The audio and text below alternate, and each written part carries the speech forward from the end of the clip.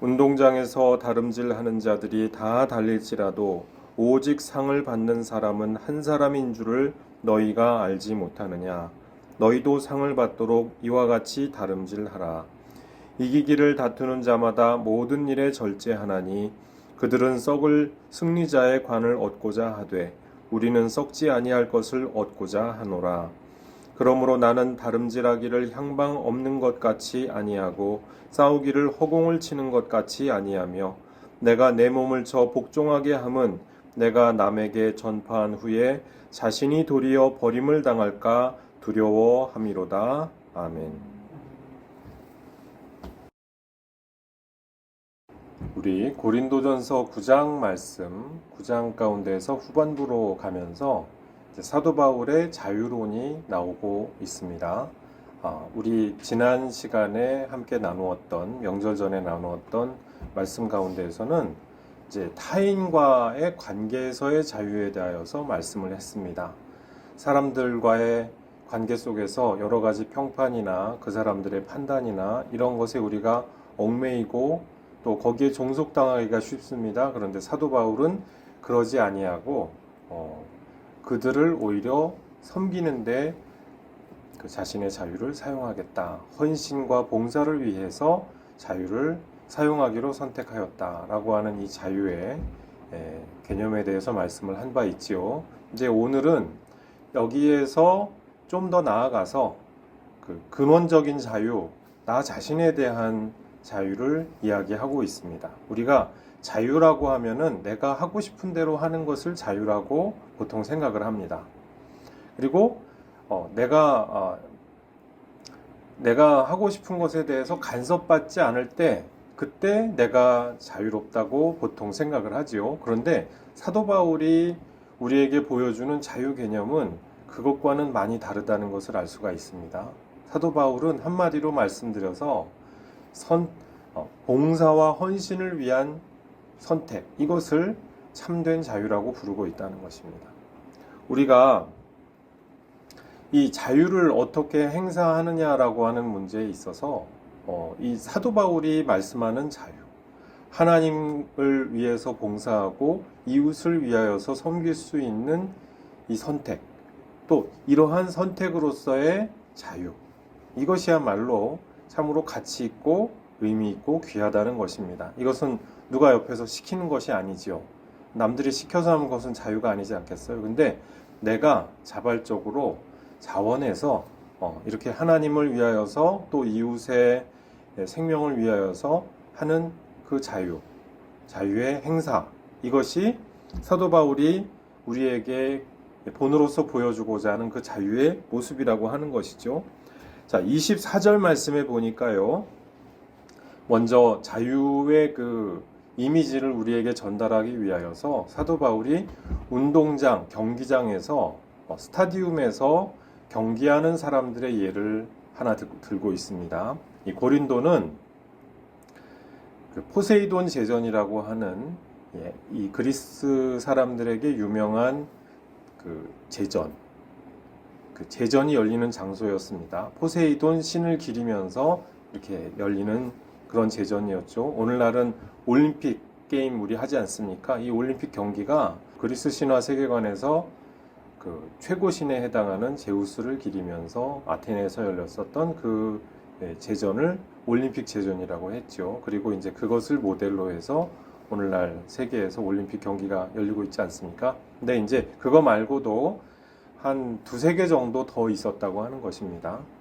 그 중에 이제 유명한 것이 아폴로 신을 기리면서 하는 아폴로 제전, 그 델피 신전을 중심으로 해서 열었던 아폴로 제전이 있었고, 이제 고린도 임금이 시지푸스 그 임금이 이 제전을 처음 했다고 이렇게 이야기를 하거든요. 뭐 테세우스라고 하는 그런 테세우스가 먼저 했다 뭐 이런 얘기도 있고, 어쨌든 고린도가 이 포세이돈, 바다의 신이죠.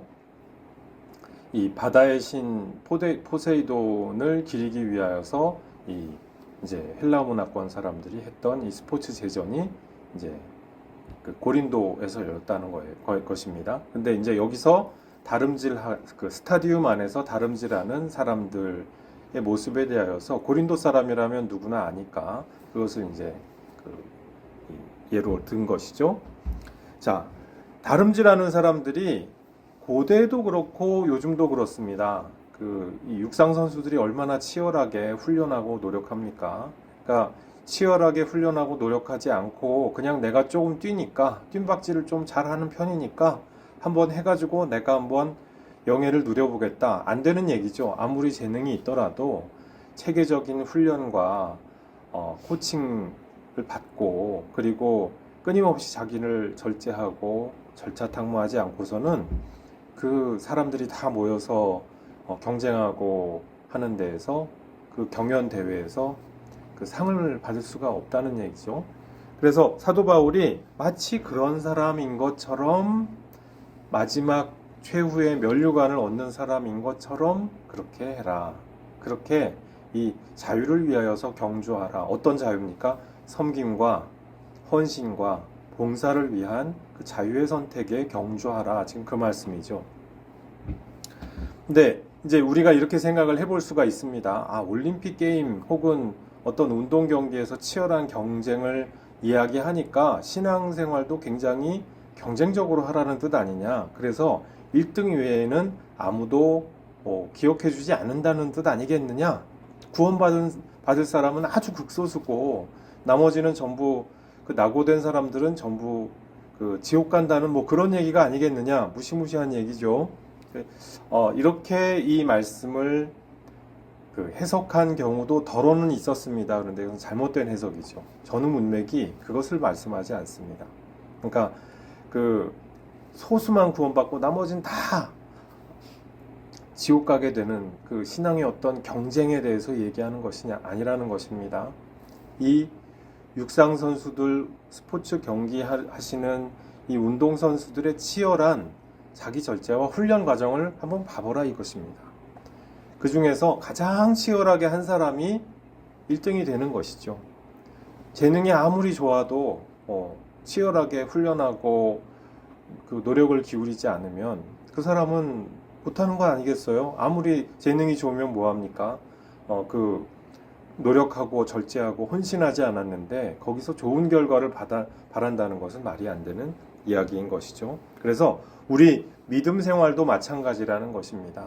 우리 믿으면은 그냥 일주일에 한 번 정도 나와서 좋은 얘기 듣고 이렇게 그 귀가 좀 이렇게 귀도 시원한 것 같고 그렇게 좀 잠도 이렇게 한숨 쭉 이렇게 잘 수도 있는 것 같고 그래도 뭐라고 하지 않는 것 같고 그런 얘기하다가 가면은 끝입니까? 아니라는 것입니다. 신앙에는 믿음의 분투와 경주가 필요하다는 것이죠.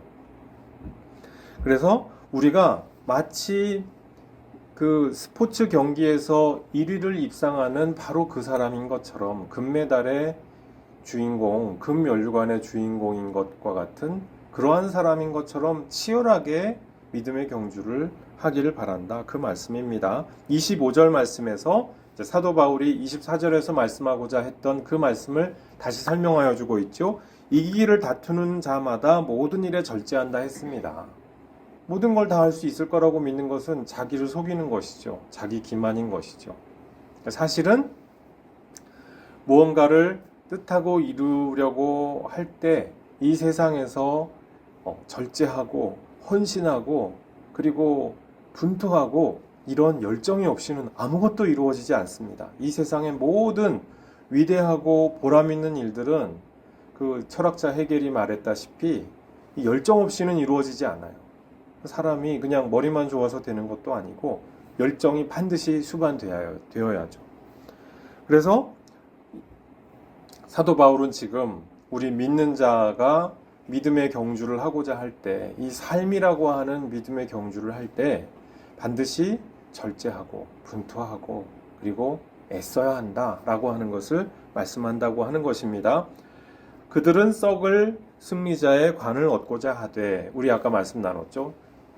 이 세상에 고린도에 있는 운동 선수들은 이 포세이돈 제전에서 면류관을 얻고자 하는 것일 것입니다. 그런데 우리가 받을 면류관은 무엇입니까? 포세이돈 제전의 면류관하고는 비교가 안 되는 영광된 의의 면류관 아니겠습니까? 이것은 이 의의 면류관을 수요하시는 분은 바로 하나님 당신 자신이라는 것이죠. 우리가 하나님께서 보시고 이 천상의 성도들과 천사들이 관중이 돼서 우리의 경주를 지금 지켜보고 있다는 것입니다.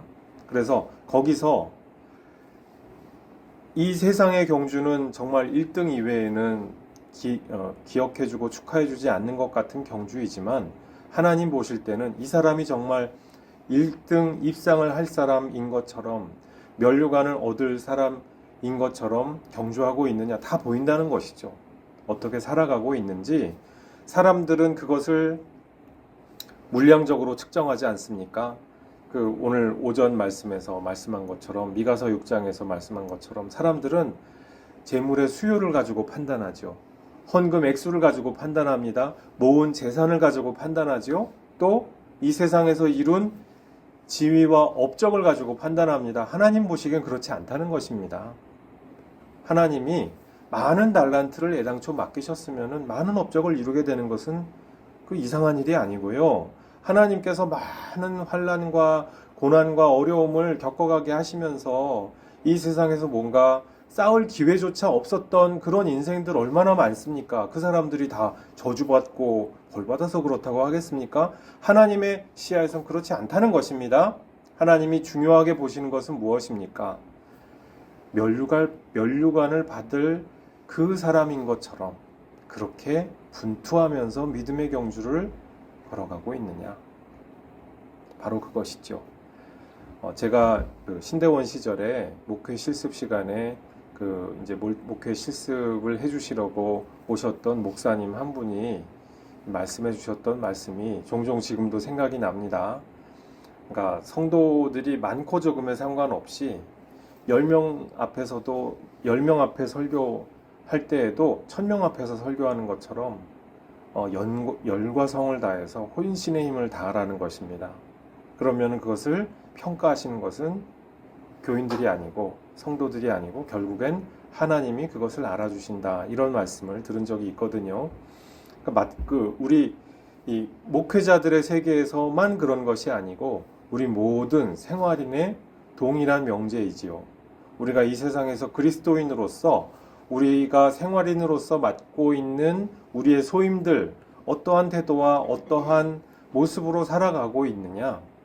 사람들은 물량과 수치로만 판단하겠지만 하나님은 하나님의 시야에서 그 중심을 바라보아 주신다고 하는 것입니다.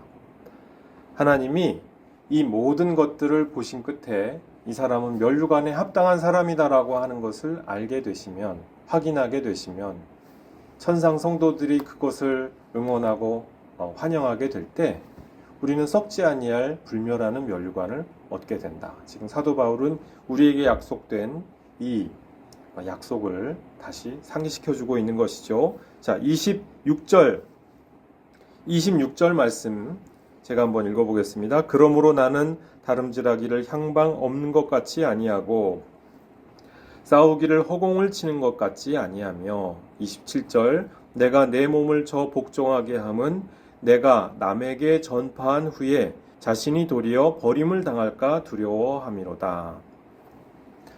우리 아까 다름질에 관한 이 비유, 은유의 말씀, 이 사도 바울이 지금 말씀을 하셨지 않습니까? 그런데 여기에 더하여서 이제 권투 선수의 은유를 또 한 가지를 사용합니다. 우리 제전 같은 데서, 올림픽 제전에서 권투 종목이 있지 않았겠습니까? 그 권투를 이야기하는 것입니다. 네, 싸우기를 허공을 치는 것처럼 하지 않고 정확하게 잽이든 어퍼컷이든 이 펀치를 날릴 때 정확하게 날리려고 한다고 하는 것입니다. 이 권투할 때 보면은 상대방이 항상 앞에서 움직이잖아요. 피하려고, 어떻게든 안 맞으려고. 그런데 그 상황에서 이 권투 선수는 잽도 날리고 어퍼컷도 날리고 스트레이트도 날리고 하면서 펀치를 명중시키고자 노력을 하는 것이죠. 사도 바울이 복음을 위한 헌신, 노력, 그리고 열정, 이 모든 것들을 말씀할 때 그 동일한 것을 말씀하는 것이죠. 우리 복음의 현장은 날마다 변화합니다. 날마다 이 복음이 증거되는 그 현실, 복음의 그 텃밭은요, 환경이 날마다 변화합니다. 시대마다 변하고요. 끊임없이 지역마다 변화합니다. 근데 거기에서 내가 이렇게 했는데 지금은 이렇게 했으니까 이거는 여기가 잘못한 거네. 이럴 수가 있습니까? 사도 바울은 그렇지 않다는 것입니다. 어디에서 어떤 모습으로 있든지 허공을 향해서 향방 없이 이렇게 향방 없이 날리는 것과 같은 헛된 그 펀치를 날리지 않고자 한다고 하는 것이죠. 정확하게 그 목표와 대상을 향해서 날리고자 한다. 지금 그것을 사도 바울은 말씀을 하는 것입니다. 27절 말씀에 내가 내 몸을 쳐 복종하게 한다 했는데요. 이것도 권투 용어를 지금 사용하고 있습니다. 내가 나를 마치 KO 시키는 것처럼. 그러니까 지금까지 계속 다름질도 얘기가 나왔고 이제 권투 선수 얘기가 나오지 않습니까? 그런데 이 모든 대상이 결국 그 싸우는 대상이 누구요? 나 자신이라는 거예요. 내가 막 싸우기를 허공을 치는 것 같지 않고 정확하게 때린다. 누굴 때리느냐? 남을 때리는 게 아니라는 것입니다. 나 자신을 때린다.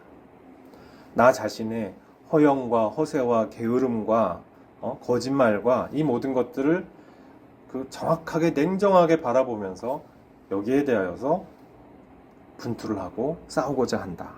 바로 그 말씀인 것이죠. 27절 후반절 말씀에 우리가 우리 마음에 깊이 우리가 담아두어야 마땅한 말씀이 나옵니다. 내가 남에게 전파한 후에 자신이 도리어 버림을 당할까 두려워함이로다 그랬습니다. 사도 바울이면 이미 구원은 따놓은 당상 이런 입장 아니겠습니까? 우리가 지금 돌이켜서 생각해 보면 그런데 심지어 사도 바울조차 내가 만세전부터 예정된 사도니까 나는 구원은 따놓은 당상이지 이러면서 함부로 행동하지 않았다는 것입니다. 구원의 분투에 있어서 구원의 경주에 있어서 게을리함이 없었다 그 말씀입니다. 철저했다는 얘기죠. 오늘날 우리도 마찬가지죠. 말씀을 전하는 목사라고 해서 교회를 다스리는 장로라고 해서 혹은 교회의 봉사의 어머니인 권사님이라고 해서 구원은 따놓은 당상입니까? 그렇지 않다는 것입니다.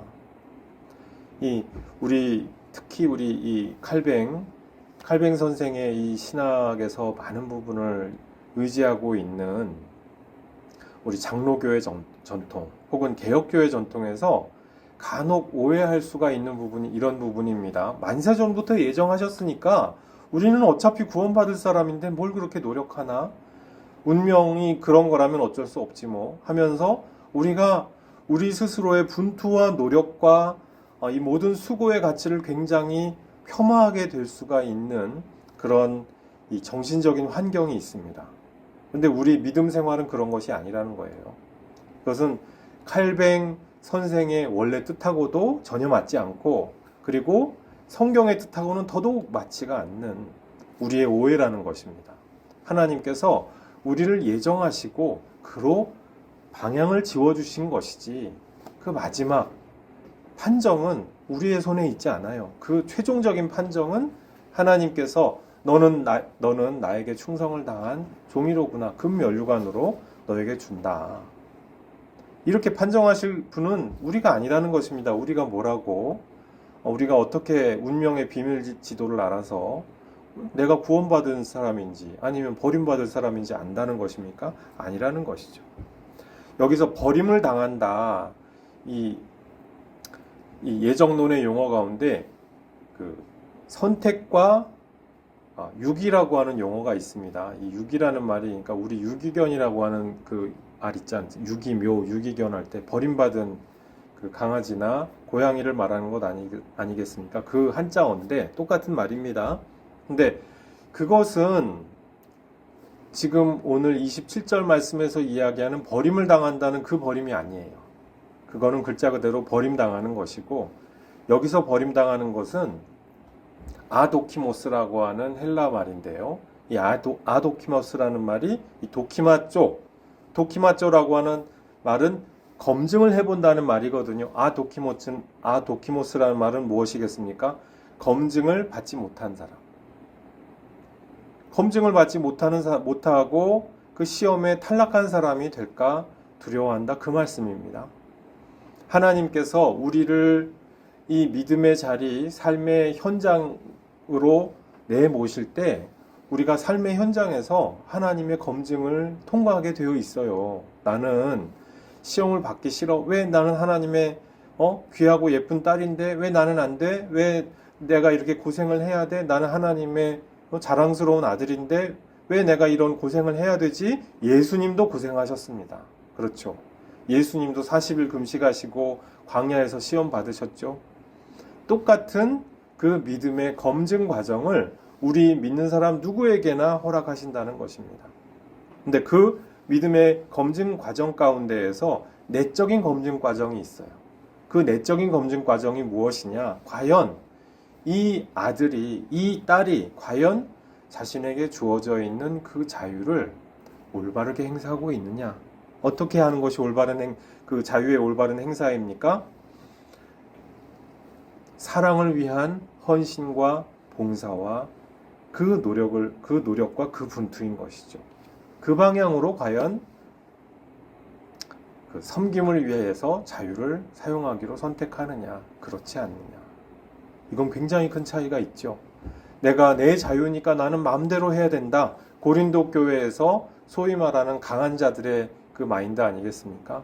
근데 그 마인드셋이 고린도 교회 사람들에게서도 이미 위험했는데요. 이것이 이 세상에서 굉장히 위험한 마인드셋입니다. 남들이 어찌됐든 나는 나에게 있는 것을 마음껏 누리련다. 나는 내 자유롭게 살아야지. 쾌락도 누리고 권력도 누리고 좋은 건 다 누려야지. 돈도 이렇게 풍족하게 만지면서 세상 사람들의 자유관 아니겠습니까? 근데 그게 굉장히 위험하다는 거예요. 독일의 이 독재자 아돌프 히틀러가 자기 자서전 이름을 마인캄프, 나의 투쟁이라고 했거든요. 자기는 투쟁한다는 거예요. 무엇을 위해서? 독일 민족의 영광을 위해서. 자기 욕망이죠.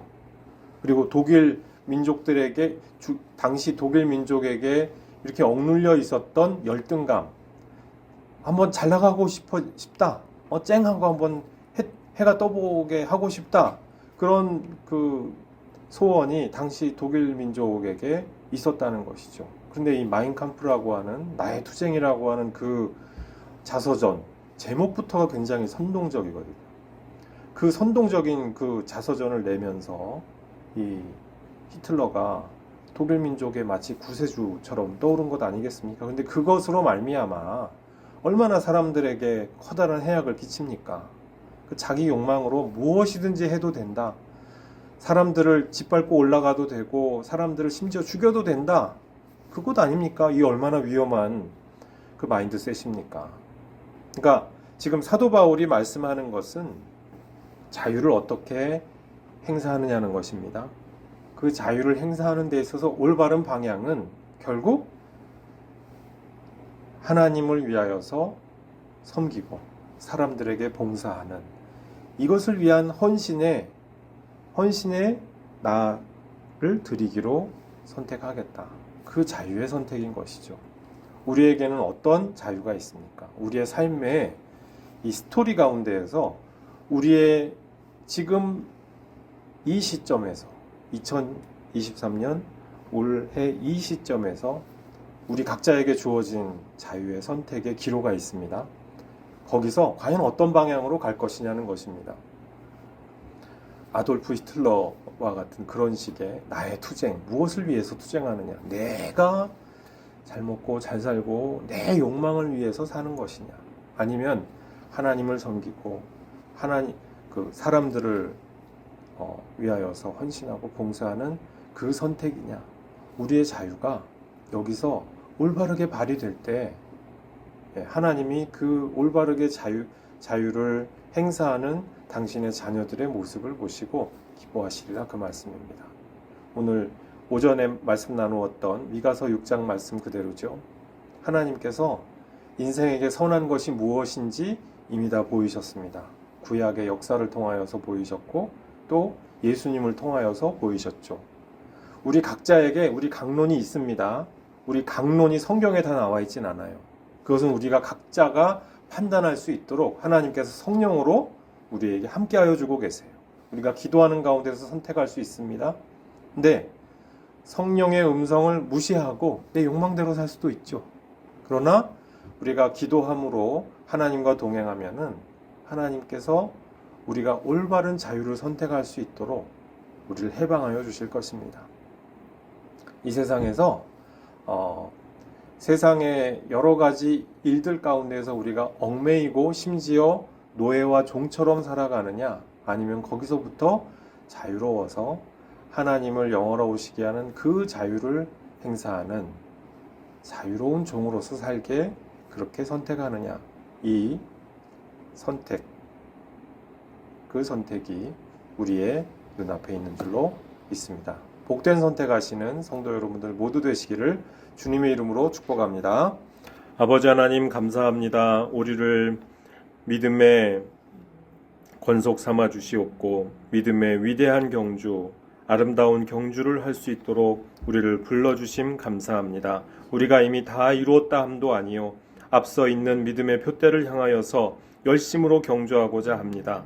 아버지 하나님, 이 세상에서 우리에게 있는 모든 일 가운데에서 모든 일에 절제하며 주님 멸류관을 얻을 자처럼 최고의 영광되고 영화로운 멸류관을 얻을 바로 그 사람처럼 우리 또한 이 믿음의 경주를 해나갈 수 있도록 주님 도와주시고 함께하여 주시옵소서. 내가 내 몸을 쳐서 복종하게 함으로 말미암아 주님 복음에 합한 자라고 하는 그 증명을 하나님과 사람들 앞에서 주님 얻게 되는 일들 나타날 수 있도록 도와주옵소서. 우리에게 귀한 믿음이 주어졌습니다. 만세전부터 이 믿음이 예정되어 있습니다. 아버지 하나님, 그러나 이 가운데에서 우리가 분투하고 노력하며 애쓰는 이 믿음의 경주를 열심으로 할 수 있도록 우리에게 모든 힘을 주어주시고, 또한 이것이 예비되어 있는 것 또한 믿사오니 주님 이 일 가운데에서 하나님께 영광 올려드리는 귀한 하나님의 자녀들로